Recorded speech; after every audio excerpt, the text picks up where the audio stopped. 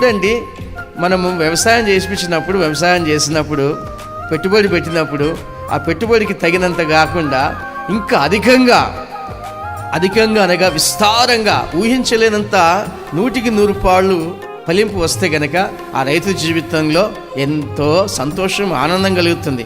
అతను మాత్రమే అనుభవించడం కాదు, అతని ద్వారా ఇతరులకు కూడా ఆశీర్వాదం కలుగుతుంది. అతను మాత్రమే తినడు, అందరికీ పెడతాడు. దేవుని యందు భయభక్తులు కలిగి సాత్వికంతో జీవించే వ్యక్తి జీవితంలో ఎక్కడికి వెళ్ళినా ఆ ప్రాంతం అతని జీవితంలో ఆశీర్వాదకరంగా దేవుడు మారుస్తాడు. ఆ దేశం ఇస్సాకు వెళ్ళాడు, బావులు తవ్వాడు, ఆ తర్వాత విత్తనాలు వేశాడు, 100 పాలు ఫలాలు పొందాడు. ఇస్సాకు జీవితం ఆశీర్వాదకరంగా ఎలా ఉందంటే వాళ్ళ నాన్నగారి దగ్గర భక్తి నేర్చుకున్నాడు. ఆ భక్తిని అతను విడిచిపెట్టలేదు. వాళ్ళ నాన్నగారి విశ్వాసం ఎలాంటిది? దేవుడు ఏదైనా చెప్తే ఆ మాటకు సంపూర్ణంగా లోబడాలి, ప్రాణం పోయినా మాట తప్పొద్దు.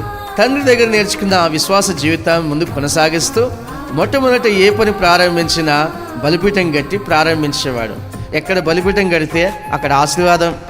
బలిపీఠం అనగా ఎక్కడ మోకరించి ప్రార్థన చేస్తే అక్కడ ఆశీర్వాదం. ఇస్సాకు జీవితం అలాగే గడిచింది.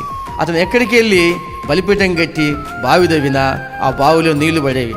అతను వ్యవసాయం చేసే ముందు అతనికి నీళ్ళు అవసరమైనాయి. మన జీవితంలో ఆశీర్వాదం పొందడానికి, ఏదైనా పని ప్రారంభించడానికి మొట్టమొదటిగా నీరు అవసరం. ఆ నీరు = దేవుని వాక్యం. వాక్యం ద్వారా మనం నడిపింపబడాలి. వాక్యం ద్వారా మనము ముందుకు సాగాలి. వాక్యం ద్వారా మన జీవితాన్ని కట్టుకోవాలి.